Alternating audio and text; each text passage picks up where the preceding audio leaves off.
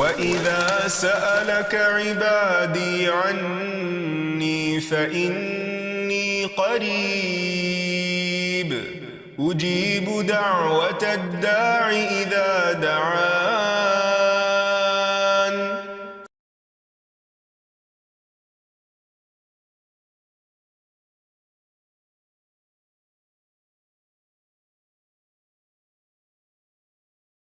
نحمده ونصلي على رسوله الكريم اما بعد فاعوذ بالله من الشيطان الرجيم بسم الله الرحمن الرحيم رب اشرح لي صدري ويسر لي امري واحلل عقدة من لساني يفقهوا قولي. السلام علیکم ورحمۃ اللہ وبرکاتہ. ناظرین، پروگرام دعا کیجئے کے ساتھ آپ کی خدمت میں حاضر ہیں. آج ہم انشاءاللہ آپ کے ساتھ گھریلو پریشانیوں سے نجات حاصل کرنے کی دعائیں شیئر کریں گے. اس موضوع پر آپ سے گفتگو ہوگی کہ کس طرح ہم اپنے خاندانی زندگی کو، اپنی معاشرتی زندگی کو خوشگوار بنا سکتے ہیں اللہ سبحانہ وتعالیٰ کی مدد کے ساتھ. کوشش اپنی جگہ، لیکن ہر کوشش اس وقت فائدہ مند ہو جاتی ہے جب انسان اس کے ساتھ ساتھ اللہ تعالیٰ سے دعا کرتا ہے. حدیث میں آتا ہے کہ اللہ سبحانہ وتعالیٰ کے نزدیک دعا سے زیادہ معزز اور کوئی چیز نہیں. یعنی سب سے زیادہ اللہ تعالیٰ جس چیز کو بندے کی ویلیو کرتے ہیں وہ دعا مانگنا ہے. اسی طرح ایک اور حدیث میں آتا ہے کہ دعا کرنا افضل عبادت ہے. یعنی انسان جب اللہ تعالیٰ کے آگے ہاتھ پھیلاتا ہے، اپنے دل کی پکار اپنے رب کو سناتا ہے، تو دراصل وہ عبادت کی حالت میں ہوتا ہے اور ایک افضل عبادت کر رہا ہوتا ہے. اس لیے کثرت کے ساتھ دعائیں کرتے رہنا چاہیے، لیکن یاد رہے کہ دعا کرنے سے پہلے اللہ سبحانہ وتعالیٰ کی تعریف ضرور کی جائے.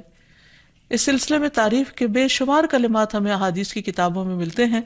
انہی میں سے ایک آتا ہے کہ آپ صلی اللہ علیہ وسلم سے سوال کیا گیا کہ کون سا کلام افضل ہے. آپ نے فرمایا جو اللہ نے اپنے فرشتوں اور اپنے بندوں کے لیے چنا، اور وہ ہے سبحان اللہ و بحمدہ، سبحان اللہ و بحمدہ. یعنی جب انسان دعا کرنا چاہے تو اس سے پہلے کچھ مرتبہ جتنا اس کا دل چاہے اللہ تعالیٰ کی تسبیح اور حمد و ثنا بیان کرے، اور بار بار تکرار کے ساتھ کہتا رہے سبحان اللہ و بحمدہ. اس کے بعد درود شریف پڑھے جتنی دیر پڑھنا چاہے، اور پھر اس کے بعد اپنی حاجت اللہ سبحانہ وتعالیٰ کے سامنے رکھے تو انشاءاللہ اس کی پریشانی دور ہوگی. جہاں تک گھریلو پریشانیوں کا تعلق ہے تو اس میں ہم دیکھتے ہیں کہ ہر گھر کے اندر کوئی نہ کوئی چیز ایسی ہو جاتی ہے کہ جس سے باہمی تعلقات میں بدمزگی پیدا ہو جاتی ہے. بعض افراد کی طبیعت میں غصہ زیادہ ہوتا ہے، بعض لوگ جھگڑالو ہوتے ہیں، بعض لوگ شکی مزاج کے ہوتے ہیں، بعض لوگوں کو اونچا بولنے کی عادت ہوتی ہے، بعض لوگ دوسروں کو مختلف باتوں پر زج کرتے رہتے ہیں، بعض لوگ اپنی ذمہ داریوں کو ٹھیک سے نہیں نبھاتے. تو یہ تمام چیزیں صرف نہ یہ کہ ایسے انسان کو خود بلکہ اس کے آس پاس رہنے والوں کو اذیت میں مبتلا کر دیتی ہیں. اب اس میں انسان بعضوں کو سمجھانے سے بھی کام لیتا ہے، دوسروں سے بھی مدد لیتا ہے، لیکن پھر بھی مسئلہ حل نہیں ہوتا. تو صحابہ کرام تو اپنی جوتی کا تسمہ بھی ٹوٹ جاتا تو اللہ سبحانہ وتعالیٰ سے مانگتے تھے. تو اگر گھر کے اندر کسی قسم کی ناچاکی یا پریشانی ہے تو اس سلسلے میں بھی ہمیں اللہ تعالیٰ کی طرف رجوع کرنا چاہیے، اور پھر اس کے ساتھ ساتھ دوسرے کو جو مشکل پیدا کر رہا ہے سمجھانا بھی چاہیے. جہاں تک لڑائی جھگڑے کا تعلق ہے تو اسے منافقت کی علامت بتایا گیا. آپ صلی اللہ علیہ وسلم نے فرمایا کہ منافق کی 4 علامتیں ہیں. ان میں سے ایک بات کرے تو جھوٹ بولے، وعدہ خلافی کرے، امانت میں خیانت کرے، اور جب وہ جھگڑا کرے تو گالی دے. یعنی جھگڑتا بھی ہے اور گالی بھی دیتا ہے. نبی صلی اللہ علیہ وسلم نے یہ بھی فرمایا کہ اللہ کو سب سے زیادہ ناپسند آدمی وہ ہے جو بہت جھگڑالو ہے. یعنی اللہ تعالیٰ ایسے شخص سے محبت نہیں کرتے. اس لیے اگر آپ کسی سے بات کر رہے ہو تو اس کی بات توجہ سے سن لے. چھوٹی چھوٹی باتوں پر جھگڑنا اور دوسرے کے ساتھ بد اخلاقی سے پیش آنا یہ درست نہیں. پھر اسی طرح مومن جو ہے وہ کبھی بد اخلاق نہیں ہوتا، اور بد اخلاقی پھر منافقت کی علامت ہے. رسول اللہ صلی اللہ علیہ وسلم نے فرمایا تمہارے یہ نسب نامے کسی کے لیے گالی کا سبب نہیں ہے، تم سب آدم کی اولاد ہو، ایک دوسرے کے قریب ہو، دین یا عمل صالح کے علاوہ کسی وجہ سے کسی کو کسی پر کوئی فضیلت نہیں۔ آدمی کے برا ہونے کے لیے یہی کافی ہے کہ وہ فحش گو ہو، بد کلام ہو، بخیل ہو اور بزدل ہو۔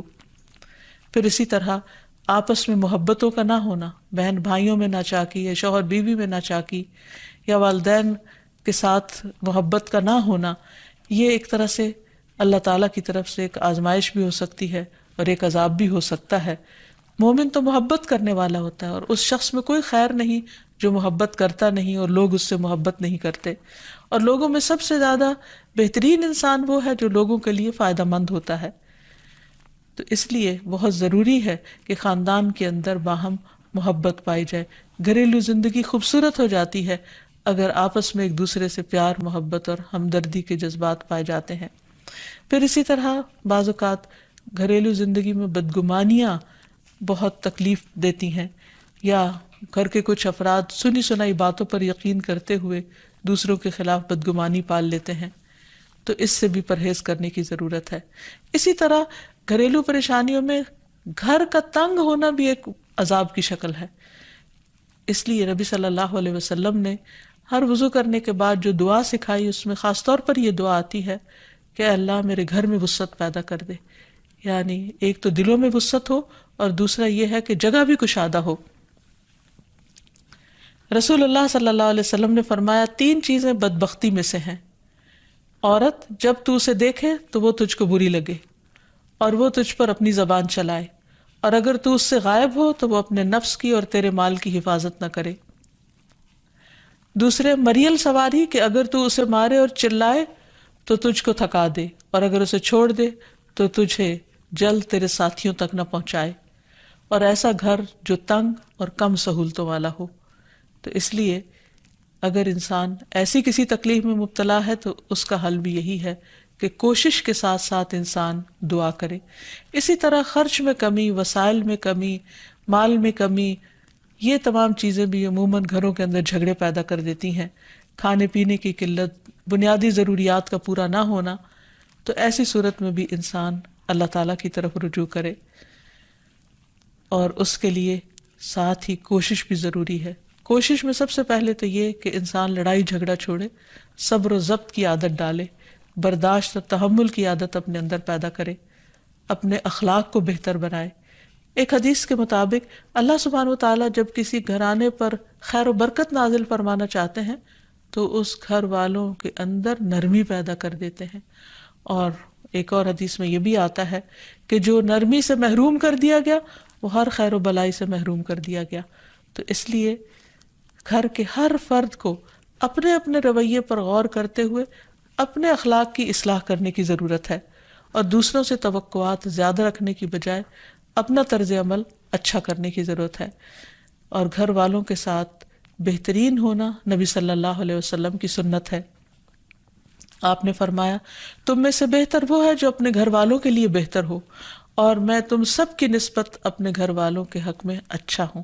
یعنی آپ نے اپنی مثال دی کہ میں سب سے اچھا سلوک اپنے گھر والوں سے کرتا ہوں، تو تمہیں بھی اگر اچھا بننا ہے تو ایسا ہی کرنا ہوگا۔ پھر اسی طرح گھر والوں کو زیادہ سے زیادہ فائدہ پہنچانا۔ حسن بصری سے مروی ہے کہ اللہ تعالیٰ کے نزدیک پسندیدہ بندے وہ ہیں جو اپنے اہل و عیال کو سب سے زیادہ نفع دینے والے ہیں۔ پھر اسی طرح پیار و محبت سے رہنا۔ اگر لڑائی جھگڑا ہو بھی جائے یا کوئی غلط فہمی پیدا بھی ہو جائے تو اس وقت خاموشی اختیار کر لینا، مناسب وقت کا انتظار کر کے اس غلط فہمی کو دور کرنا ضروری ہے۔ پھر اسی طرح اللہ سبحانہ وتعالیٰ نے گھریلو زندگی کو خوشگوار بنانے کے لیے جو بہترین ہدایت ہمیں قرآن مجید میں دی ہے وہ ہے عفو و درگزر سے کام لینا۔ اللہ تعالیٰ فرماتے ہیں یا ایہا الذین آمنوا ان من ازواجکم و اولادکم عدوا لکم فاحذروہم وَإِن تَعْفُوا وَتَصْفَحُوا وَتَغْفِرُوا فَإِنَّ اللَّهَ غَفُورٌ رَّحِيمٌ۔ إِنَّمَا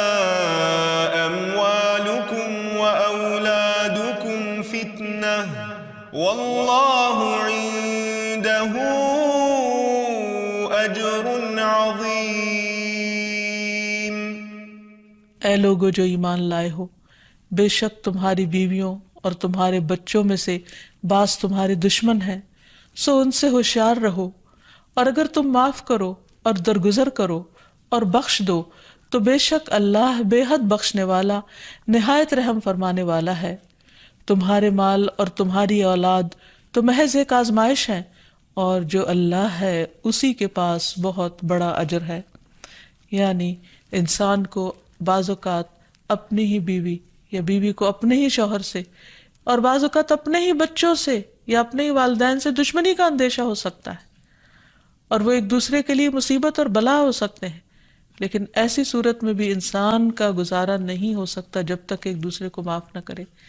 زندگی کی گاڑی نہیں چل سکتی جب تک انسان دوسروں کے قصور اور غلطیاں ان سے درگزر نہ کرے، کیونکہ ہر انسان کبھی غصے کی وجہ سے، کبھی جہالت کی وجہ سے، کبھی جلد بازی کی وجہ سے، کبھی لوگوں کے اکسانے پر اپنے پیاروں کے ساتھ زیادتیاں کر جاتا ہے۔ تو ایسی صورت میں انسان اگر چاہتا ہے کہ اس کی زندگی خوشگوار ہو تو اسے معاف کرتے رہنا چاہیے۔ نبی صلی اللہ علیہ وسلم کے اخلاق کے بارے میں جب پوچھا گیا تو حضرت عائشہ کہتی ہیں کہ آپ طعن و تشنیع کرنے والے نہ تھے، یعنی طعنے نہیں دیتے تھے، یعنی اگر کسی سے غلطی ہو جاتی تو اسے بار بار یاد نہیں کراتے تھے، فحش کام نہیں کرتے تھے، بازاروں میں چیخنے والے اور برائی کا بدلہ برائی سے دینے والے نہ تھے، بلکہ معاف کرنے والے اور درگزر کرنے والے تھے۔ اور حقیقت یہ ہے کہ جو جس کے جتنا قریب ہوتا ہے، جیسے گھر والے ہیں، اس کی غلطیاں اور اس کی کمزوریاں زیادہ سامنے آتی ہیں، اور پھر وہ ریپیٹڈلی سامنے آتی ہیں، بار بار سامنے آتی ہیں، تو ایسی صورت میں معاف کرنا بھی مشکل لگتا ہے، لیکن پھر بھی معاف کیے بغیر گزارا نہیں۔ پھر اسی طرح یہ ہے کہ انسان اگر ہمیشہ دوسروں کا حق ادا کرنے کی فکر کرے تو اس سے بھی بہت سے جھگڑے ختم ہو جاتے ہیں۔ شوہر اگر بیوی کو حق دینے والا ہو، بیوی خوشی سے شوہر کا حق دینے والی ہو، بہن بھائی ایک دوسرے کے اوپر قربانی کرنے والے ہوں، یعنی ایثار کرنے والے ہوں، تو ایسی صورت میں گھر کا ماحول بہت خوشگوار ہو سکتا ہے۔ عورت کے بارے میں فرمایا نبی صلی اللہ علیہ وسلم نے کہ عورت اس وقت تک ایمان کی حلاوت نہیں پا سکتی جب تک کہ وہ اپنے شوہر کا حق ادا نہیں کرتی۔ اسی طرح شوہر کے لیے نبی صلی اللہ علیہ وسلم کا یہ اسوہ حسنہ بہترین ہے کہ آپ صلی اللہ علیہ وسلم اپنے گھر ہوتے ہوئے اپنے گھر والوں کے کام کاج میں ہاتھ بٹایا کرتے تھے، ان کی خدمت کیا کرتے تھے۔ جب نماز کا وقت ہوتا تو فوراً نماز کے لیے تشریف لے جاتے۔ آپ اپنے چھوٹے چھوٹے کام خود کر لیا کرتے تھے۔ یعنی اس سے بھی یہ پتہ چلتا ہے کہ خوشگوار گھریلو تعلقات میں دوسرے پر بوجھ نہ بننا ایک بہت اہم نکتہ ہے، کیونکہ اگر ہر انسان اپنی ذمہ داری خود لے لے تو دوسروں کے لیے وہ خوشگوار ہو جاتا ہے۔ پھر اسی طرح گھر والوں کو اگر کوئی غم، تکلیف یا پریشانی ہو تو اس موقع پر اپنے اختلافات کو بھول کر ان کی مدد کرنا، ان کی کیئر کرنا اور ان کی دلجوئی کرنا، یہ بھی بہت ضروری ہے۔ اور حد الوسع گھر کا ماحول خوشگوار رکھنا چاہیے، ایک دوسرے کا احساس کرتے ہوئے اور ایک دوسرے کے کاموں میں عیب نہ نکالتے ہوئے اور ایک دوسرے کو اپریشیٹ کرتے ہوئے، ایک دوسرے کی اچھی خوبیوں کو اور اچھی باتوں کی تعریف کرتے ہوئے، اور اسی طرح بعض اوقات اپنی خواہشات کو پیچھے کرتے ہوئے، کیونکہ اگر ہر انسان یہ چاہے کہ زندگی اس کے مطابق، کیونکہ اگر ہر انسان یہ چاہتا ہو کہ ہر کام گھر میں اس کی مرضی کے مطابق ہو تو یہ ممکن نہیں۔ بہت سے گھروں میں ساس بہو کا جھگڑا کس بنا پر ہوتا ہے، یا آپس میں قریبی رشتوں کا جھگڑا اور فتنہ فساد کس وجہ سے ہوتا ہے؟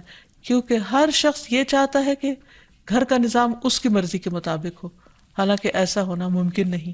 تو اس لیے ہر انسان کو اپنی رائے بھی دینی چاہیے، لیکن دوسروں کی رائے کا بھی احترام کرنا چاہیے، اپنی ضرورت بھی پوری کرنی چاہیے، لیکن اس کے ساتھ ساتھ دوسروں کی ضروریات کا بھی خیال کرنا چاہیے۔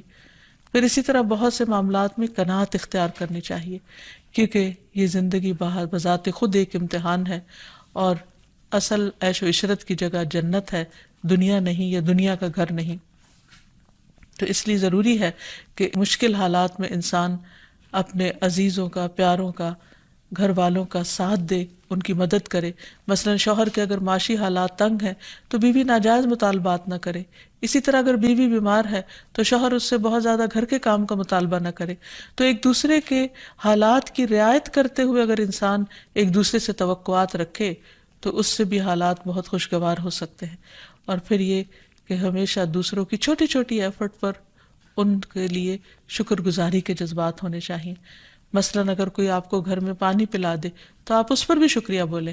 ہم عام طور پر اگر گھر سے باہر کہیں ہوتے ہیں اور کوئی ہمارے ساتھ تھوڑے سا بھی احسان کا معاملہ کرے تو ہم اس کے احسان کو مانتے ہیں، لیکن گھر والوں کا احسان ماننا ایک مشکل کام لگتا ہے.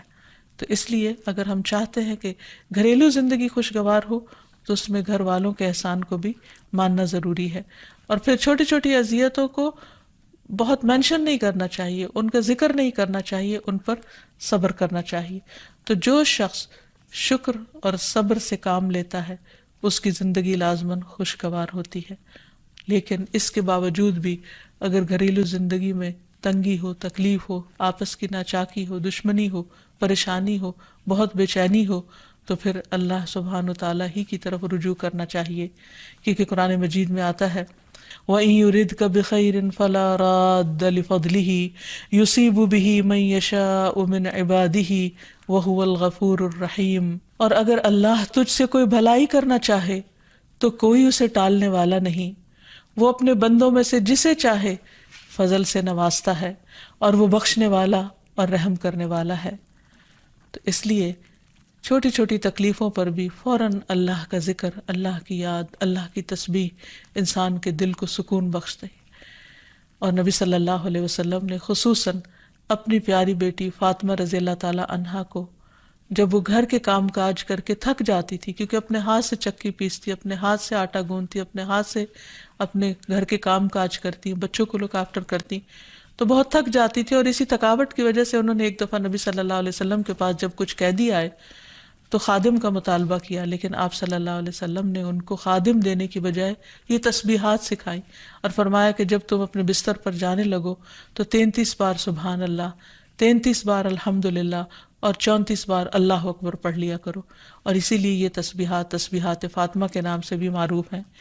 تو رات کو خاص طور پر بستر پر لیٹ کر یہ تسبیحات ضرور پڑھ لینی چاہیے، کیونکہ یہ گھریلو کام کاج کی تھکاوٹ کا بہترین علاج ہے اور خادم کی جگہ کفایت کرنے والی دعائیں ہیں. پھر اسی طرح گھر میں وسعت اور کشادگی کی دعا، اللہم اغفر لی ذنبی ووسع لی فی داری وبارک لی فی رزقی. اے اللہ میرے گناہ معاف کر دے، میرے گھر میں وسعت پیدا کر دے اور میرے رزق میں برکت عطا کر دے. پھر اسی طرح چھوٹی چھوٹی پریشانیوں کے سلسلے میں مثلاً بچے کو چوٹ لگ گئی یا اچانک کسی وبائی مرض کا کوئی شکار ہو گیا تو علاج معالجے کے ساتھ ساتھ دعا کرنا ضروری ہے. مثلاً گھر والوں میں سے اچانک کسی کو کوئی ایسی بیماری آ گئی، کوئی سٹروک ہو گیا یا ہارٹ اٹیک ہو گیا تو سارے گھر والے پینک ہو جاتے ہیں. ایسی صورت میں پریشانی کا صرف اظہار کرتے رہنے سے اور غمگین رہنے سے مریض کی مدد نہیں کی جا سکتی. تو اس موقع پر اللہ تعالیٰ سے دعا کرنی چاہیے. اور ایک بہت خوبصورت دعا جو نبی صلی اللہ علیہ وسلم نے حضرت اسماء بنت امیس کو سکھائی تھی کہ آپ نے فرمایا کیا میں تمہیں ایسے کلمات نہ سکھاؤں جن کو تم پریشانی کے وقت پڑھا کرو.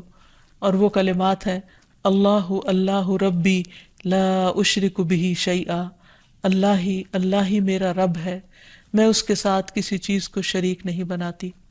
اور آخر میں یہ کہ گھر والوں کی باہمی محبت اور الفت اور تعلقات کی بہتری کی دعا کرنی چاہیے جو پیارے نبی صلی اللہ علیہ وسلم نے ہمیں سکھائی ہے. وہ دعا ہے اللہم الف بین قلوبنا واصلح ذات بیننا واہدنا سبل السلام ونجنا من الظلمات الى النور وجنبنا الفواحش ما ظہر منها وما بطن وبارک لنا فی اسماعنا وابصارنا وقلوبنا وازواجنا وذریاتنا وتب علینا انک انت التواب الرحیم وجعلنا شاکرین لنعمتک مثنین بها قابلیہا واتمہا علینا. اے اللہ ہمارے دلوں میں الفت پیدا فرما دے اور ہمارے آپس کے معاملات کی اصلاح کر دے. ہمیں سلامتی کے راستوں کی رہنمائی فرما اور ہمیں اندھیروں سے نجات دے کر نور کی طرف لے آ. اور ہمیں تمام ظاہری اور چھپی بدکاریوں سے محفوظ رکھ۔ ہمارے کانوں اور ہماری آنکھوں اور ہمارے دلوں اور ہماری گھر والیوں اور ہمارے بچوں میں برکتیں عطا فرما، ہماری توبہ قبول فرما۔ بلا شبہ تو بہت زیادہ توبہ قبول کرنے والا اور رحمت کرنے والا ہے۔ ہمیں اپنی نعمتوں کا شکر ادا کرنے والا بنا اور ان کی تعریف کرنے والا اور ان کو قبول کرنے والا بنا دے۔ ان نعمتوں کو ہم پر کامل فرما دے، یعنی ان نعمتوں کو ہم پر تمام کر دے۔ تو کس قدر جامع اور خوبصورت دعا ہے جو نبی صلی اللہ علیہ وسلم نے ہمیں سکھائی گھریلو زندگی کو خوشگوار بنانے کے لیے۔ ان دعاؤں کو پڑھتے رہنا چاہیے، یاد کر لینا چاہیے، قبولیت کے مواقع پر پڑھنا چاہیے۔